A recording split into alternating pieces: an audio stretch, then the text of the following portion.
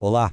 Vamos mergulhar hoje numa estrutura de pensamento bem fascinante, uma que busca entender nosso propósito de um jeito que vai muito além do indivíduo.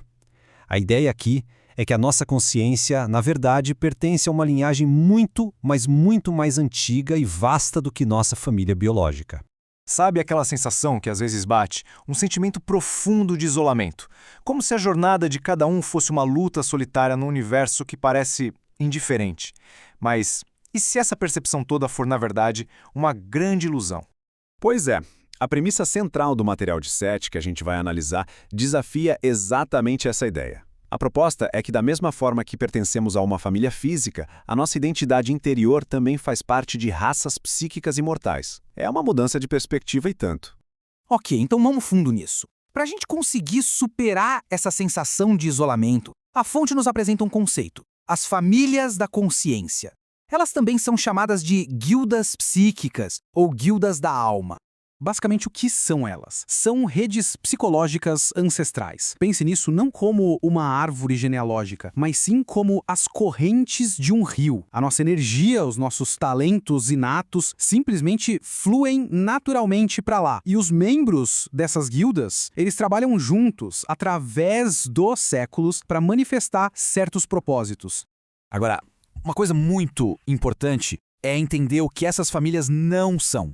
Não estamos falando de sociedades secretas, nem de um destino rígido, pré-determinado, tipo astrologia. Pelo contrário, são agrupamentos orgânicos que se formam por ressonância, por um propósito que é compartilhado.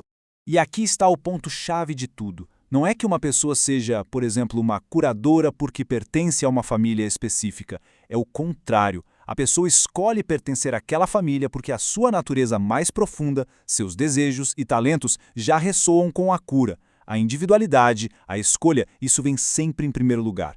Certo. Então, como é que essas famílias atuam no mundo?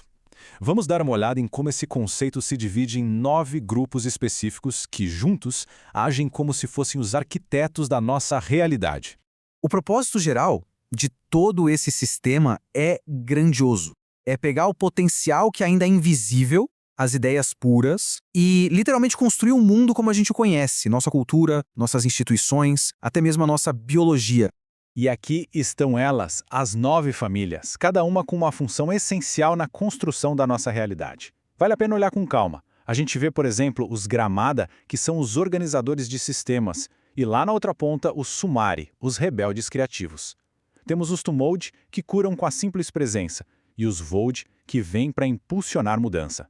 Juntas, elas formam uma verdadeira orquestra de talentos e propósitos. Para que tudo isso não fique abstrato demais, vamos focar em uma família específica para entender melhor como a coisa funciona. Vamos analisar a família Sumari, que a própria fonte usa como exemplo. E aqui vai uma pergunta bem interessante, especialmente para quem já conhece o material de origem. Desses 9 grupos, a qual deles a própria consciência conhecida como Seth, que nos apresenta tudo isso, pertence? A resposta é direta. Seth e também Jane Roberts e o marido dela, Robert Butts, que foram os canais para esse material todo, pertencem à família Sumarim. Isso por si só já nos dá uma pista enorme sobre a natureza dessa informação. E aqui a gente entende o porquê. Os Sumari são os iniciadores, os artistas, os rebeldes. Eles dão um pontapé inicial em novos sistemas de realidade. Mas, olha que curioso, muitas vezes eles deixam a manutenção para outros, como os Gramada. Eles são aquela faísca criativa que fornece a nossa herança cultural e espiritual. Ok, a gente já entendeu o sistema, mas qual a relevância disso para o nosso dia a dia? Vamos ver agora como essa perspectiva pode transformar o jeito como a gente enxerga nosso próprio lugar no mundo.